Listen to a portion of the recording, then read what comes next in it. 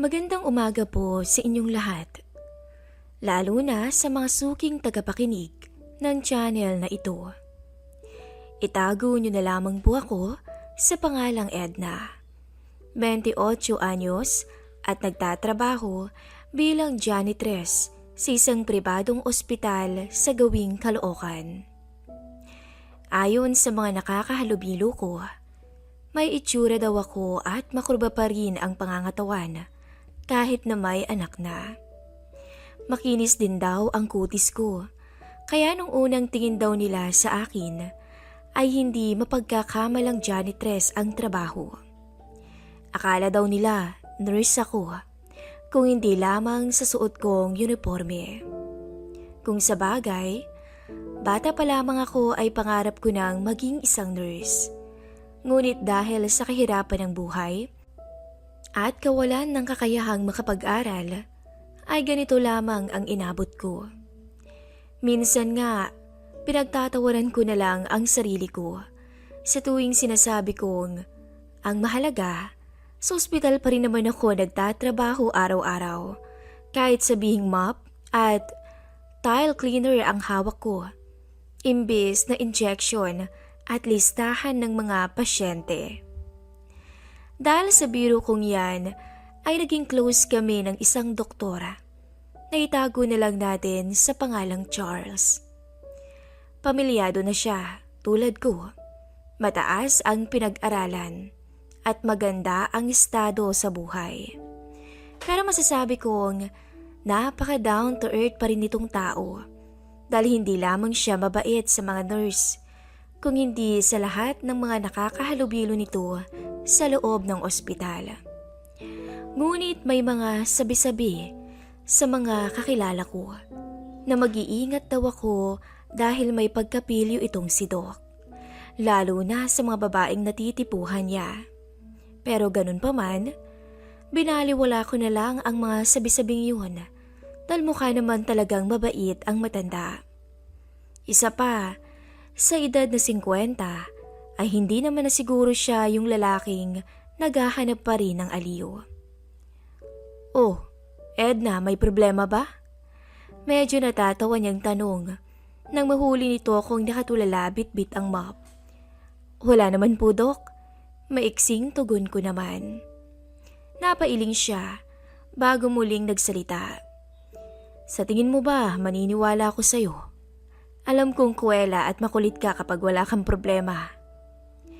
Sa puntong yun, wala naman akong nagawa kundi aminin ang problema ang bumabagabag sa akin. Nabilipit na naman kasi yung tiyan ng anak ko kagabi, Dok. Hindi ba nabanggit ko sa yung mahirap siyang matunawan magmula pagkabata? Niluto ko naman ng mabuti yung gulay kagabi pero wala pa rin eh. Nakita ko sa mga mata nito ang pag-aalala niya para sa anak ko. Baka pwede ko siyang dalhin sa klinik mo, Dok. Kaso matagal pa yung sahod ko eh, sa katapusan pa. Labis man ang pag-aalala ko, pero sinubukan ko pa ring magbiro sa harapan ng matanda. Kung pwede nga sanang kiss na lang ang bayad sa check-up, kaso hindi pwede. Tiningala ko si Doc, kung kaya naman mabilis na nagtama ang mga mata naming dalawa. Bakit naman hindi pwede? Pwede ngang sobra pa sa kiss. Biro nito sabay tawa ng mahina. Nang marinig ko ang biro niya, mas lalo kong naloka at halata sa mukha ko yun. Imposible naman kasing pumatol ang isang katulad niya sa isang hamak na janitress lamang. At ang malala pa dun, sabihin mang biro lang ang lahat pero pamilyadong tao kaming dalawa. Sakto namang may dumaang mga tao sa kinaroroonan namin, kung kaya't napagitnaan kaming dalawa ng matagal na katahimikan. Walang halong biro, Edna. Mahinang bulong nito. Hindi naman siguro masama kung susubukan mo, di ba? Malay natin, mapag-usapan natin ng maayos. May ibang ibig sabihin to sa isip ko tungkol sa sinabi niya, pero hindi ko na lamang to pinansin dahil baka nagbibiro lamang siya talaga. Minabuti kong bitbitin na lamang ng mahigpit ang aking map para magpaalam sa kanya. Marami pa akong tatapusin dahil masyado pang mataas ang sikat ng araw para magpahinga. Lumipas ang 1 linggo na puro trabaho, pag-aasikaso sa aking mga anak at gawaing bahay lamang ang naging buhay ko. Sinubukan ko na lang kalimutan ang naging usapan naming dalawa ni Doc, kung kaya't bumalik din sa normal ang pakikitungo naming dalawa sa isa't isa. Hanggang sa dumating ang araw na muntik ko na namang itakbo sa ospital ang anak ko dahil magdamag itong pabalik-balik ng banyo kahit adobong sitaw lang naman ang inulam namin. Sinubukan kong sabihin sa asawa ko ang problema namin. Ngunit sinabi nitong bilhan ko na lang daw ng gamot sa tindahan ng bata para guminahawa ang pakiramdam.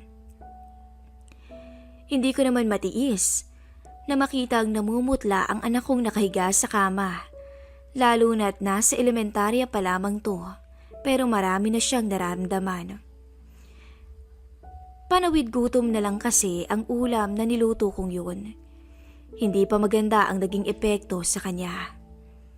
Wala naman din akong nagawa dahil alam kong mag-aaway lang kaming mag-asawa kung magpupumilit pa ako.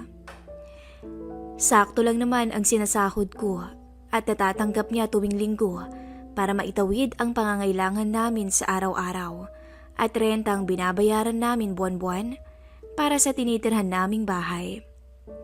Nagigilty nga ako dahil hindi ko nagagawang asikasuhin ang anak ko dahil kailangan kong magtrabaho. Mabuti na lang at malapit lang ang ospital na pinagtatrabahuhan ko, kung kaya't mapupuntahan niya ako kung kailangan. Mukhang wala ka na naman sa mood, Edna. Ito merienda. Para akong naistatwa ng inilapag ni Doc sa harapan ko ang ensaymada, maging ang bagong bili nitong juice. Habang tinitingnan ko ang pagkaing nasa harapan ko, hindi ko maiwasang huwag madismaya sa katotohanang mas mabuti pang ibang tao, alamang pinagmumula ng stress ko.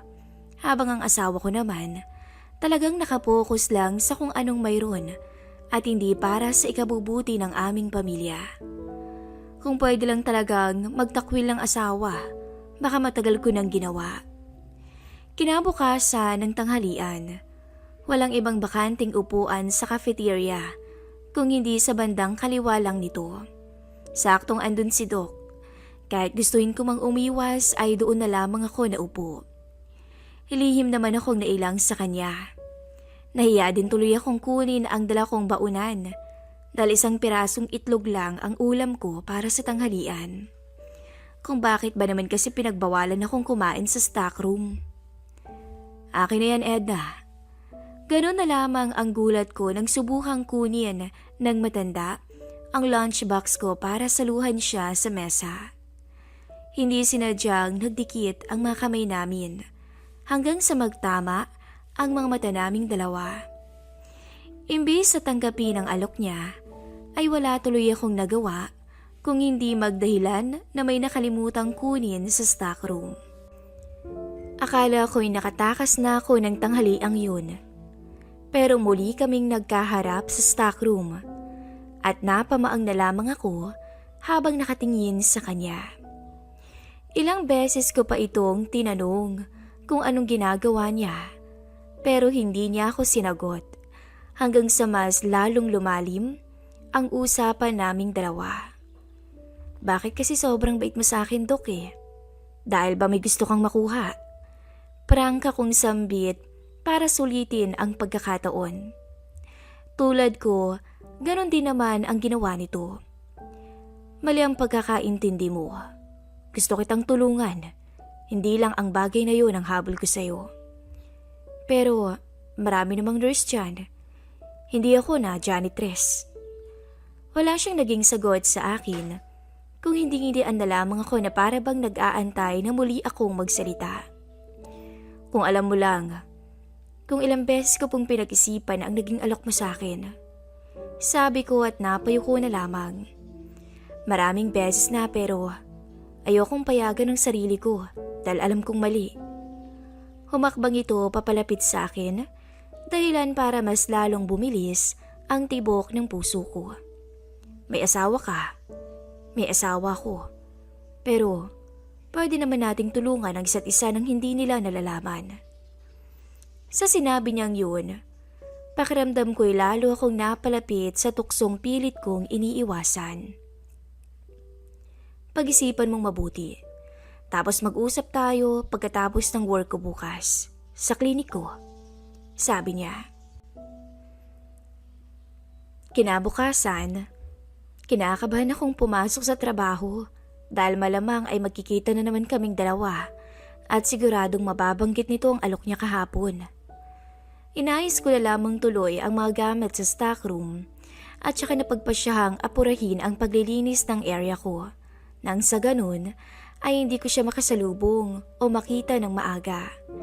Pero hindi pa man ako nakakarating ng dulo nang matanawan ko itong nakatayo malapit sa ward. Taranta tuloy akong napayuko para umiwas ng tingin sa kanya. Sakto namang may iilang mga taong dumadaan, kaya naisip kong sumabay sa paglalakad nila. Malapit na sana akong makalampas ng ward ng mga oras na yun, pero bigla naman siyang nagsalita.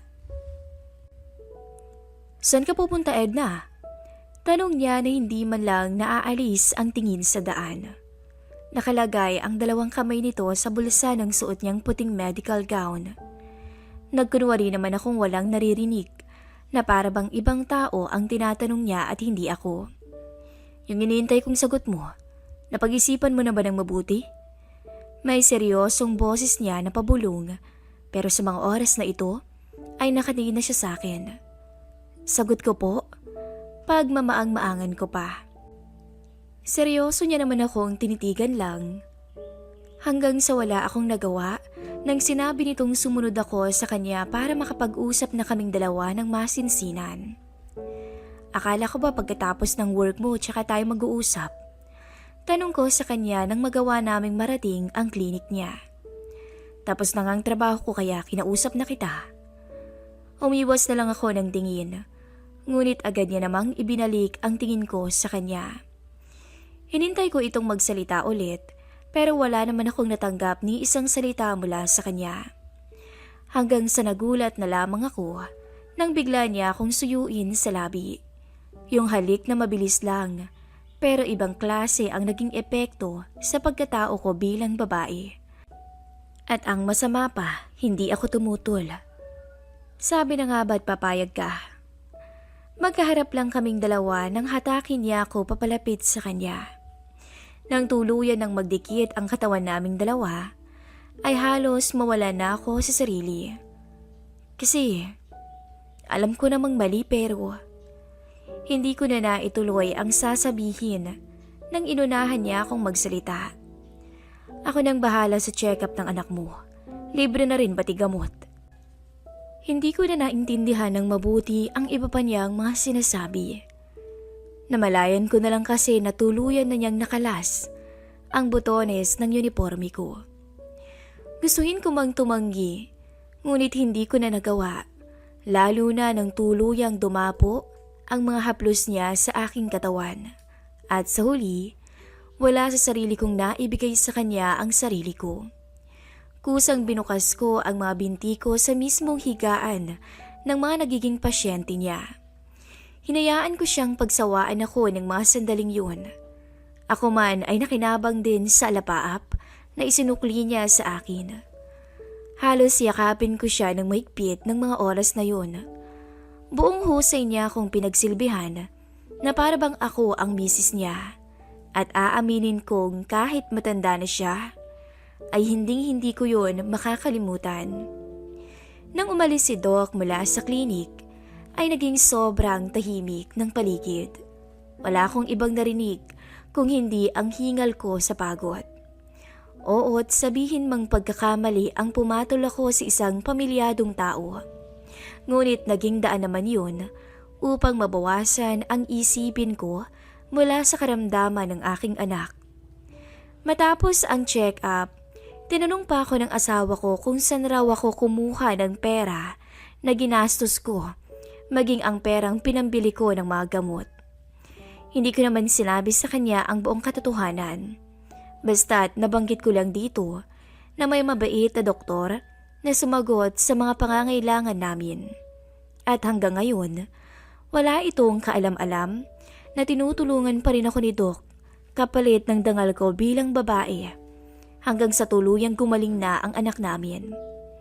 Sabihin mang may kapalit ang ginagawa nitong kabutihang loob, ngunit tinanggap ko na lamang ang sitwasyon, lalo na't may usapan naman kaming dalawa na oras na lumipat na ito sa pampublikong ospital sa susunod na buwan ay matatapos na rin ang lahat. Hanggang dito na lamang po at maraming salamat.